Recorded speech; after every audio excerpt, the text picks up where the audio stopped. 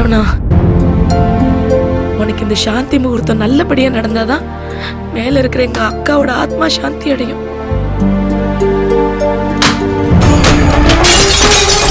ஐயோ ஐயோ ஐயோ, எப்படிமா? இருப்பா.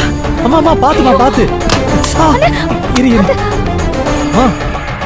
அம்மா பாத்து வாங்கம்மா. ஐயோ, அக்காவோட போட்டோ எப்படி நல்லது பேசுறப்போ கீழே விழுந்து உடஞ்சிருச்சு. ஒருவேளை சகுனம் சரியில்லையாப்பா? ஒருவேளை அக்காக்கு இங்க நடக்கிறது எதுவும் பிடிக்கலையோ?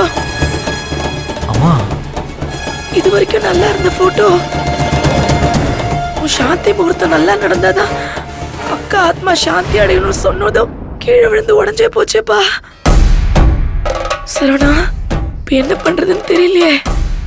அம்மா என்ன மகேஷ், போட்டோ உடைஞ்சிருச்சா?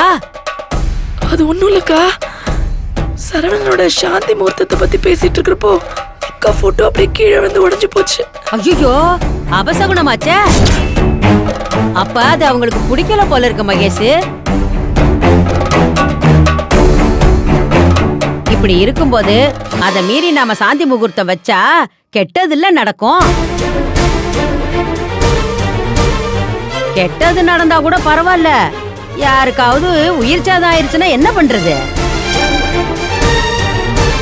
பெரியமா, அதுக்காக நடக்க போறத நிப்பாட்டணுமா பெரியமா? பின்ன என்ன பண்ண சொல்ற?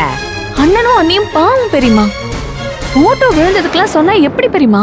ஏண்டி, இத்தனை நாள் விழாத போட்டா இப்ப இத பத்தி பேசும்போது விழுகுதுன்னா என்னத்த நினைக்கிறது? அவங்களும் ஏதோ பேச நினைக்கிறாங்கன்னு தானே அர்த்தம். உயிரோட இருந்திருந்தா நேர்லயாவது சொல்லி இருப்பாங்க. செத்து போயிட்டாங்களே, போட்டோவை உடைச்சு சொல்றாங்க. அக்கா, பிள்ளைங்களை பயமுடுத்தாத.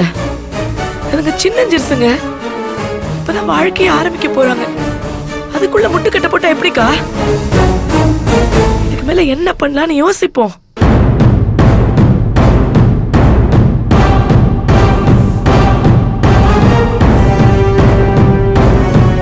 சரவணா, இந்த விஷயம் தயவு செஞ்சு பூங்குடிக்கு தெரிய வேணாம்ப்பா.